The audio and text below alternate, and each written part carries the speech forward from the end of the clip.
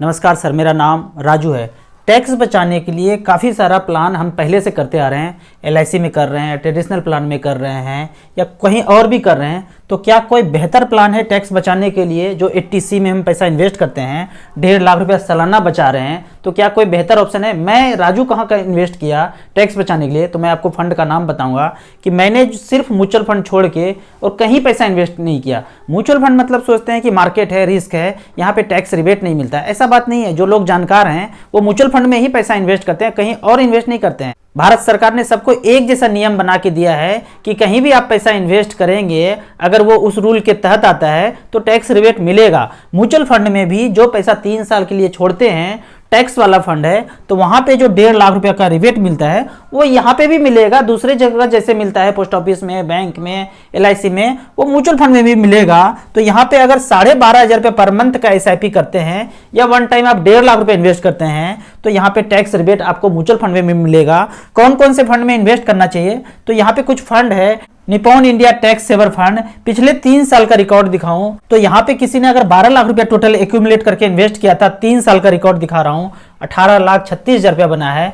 15% का रिटर्न यहाँ पे जनरेट करके दिया है। SBI लॉन्ग टर्म इक्विटी, यहाँ पे 1.5 लाख रुपया किसी ने इन्वेस्ट किया था, टोटल एक्यूमुलेट कर लिया 12 लाख। उस 12 लाख का वैल्यू 3 साल के बाद, ये जस्ट 3 साल का रिकॉर्ड है, 19,76,000 रुपया हुआ है। 18% का रिटर्न इस फंड ने जनरेट करके दिया है। ठीक उसी तरह Mirae Asset tax saver fund में 12 लाख रुपया लगाया था, टैक्स रिबेट भी मिला, पैसा भी जो बढ़ा है वो 23% के रेट से बढ़ा है। 12 लाख का वैल्यू 22,74,000 रुपया हुआ है। चौथा फंड है ICICI लॉन्ग टर्म इक्विटी, इसने 12 लाख का 20 लाख बनाया है। पिछले 3 साल में 19% का रिटर्न यहाँ पे जनरेट करके दिया है। लास्ट का फंड देखते हैं HDFC टैक्स सेवर फंड, यहाँ पे 12 लाख का वैल्यू बना है, 18,26,000 रुपया।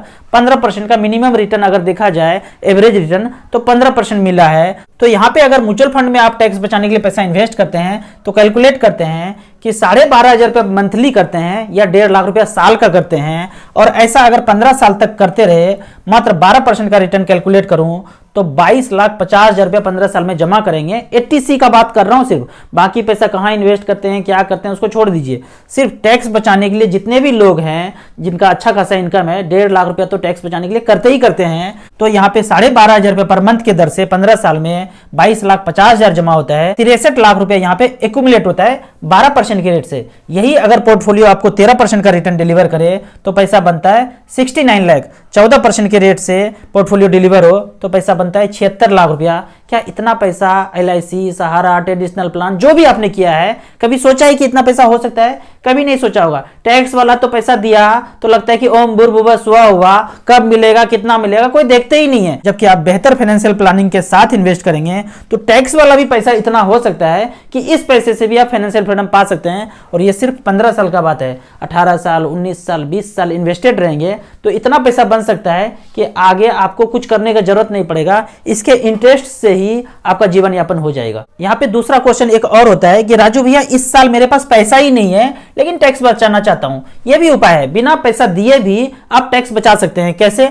मान लीजिए कि 3 साल 4 साल पहले 1.5 लाख दिया, फिर 1.5 लाख दिया, फिर 1.5 लाख दिया, फिर 1.5 लाख दिया, 4 बार दिया, तो 1 साल, 2 साल, 3 साल बीत गया। 3 साल के बाद पैसा फ्री हो जाता है। जब पैसा फ्री हो जाए तो यहां से पैसा स्विच कीजिए और दूसरे म्यूचुअल फंड में, मान लीजिए कि आप एक्सिस का टैक्स प्लान वाला फंड लिया था, अब आप SBI के टैक्स वाला प्लान में आप इन्वेस्ट कर सकते हैं, ICICI में इन्वेस्ट कर सकते हैं। एक्सिस से निकल के SBI में चले गए, या SBI में कर रहे थे तो ICICI में चले गए। तो इस तरह से बिना पैसा दिए हुए जो पैसा पहले से दे रहे थे उसी पैसे को दूसरे फंड में स्विच करेंगे तो भी 80C के अंदर इन्वेस्टमेंट माना जाएगा। मैं जो आपको ऐप प्रोवाइड करता हूं NJ वेल्थ का, यहाँ पे आप एक AMC से दूसरे AMC में डायरेक्टली स्विच कर सकते हैं। आपका पहले से पोर्टफोलियो चल रहा है तो यहाँ पे आप बिना पैसा इन्वेस्ट किए हुए 80C में पैसा इन्वेस्ट कर सकते हैं। आपको इसी तरह म्यूचुअल फंड के बारे में और कुछ जानना है, और यदि आप चंडीगढ़ के आसपास रहते हैं, हमें अपना आप फाइनेंशियल एडवाइजर बनाना चाहते हैं, तो आप मुझे व्हाट्सअप कर सकते हैं। आपको ऑनलाइन म्यूचुअल फंड में इन्वेस्ट करना है तो ऐप में रजिस्ट्रेशन करने के बाद हमसे डायरेक्टली जुड़ सकते हैं। वीडियो अच्छा लगे तो लाइक एंड शेयर जरूर करें। Thank you so much.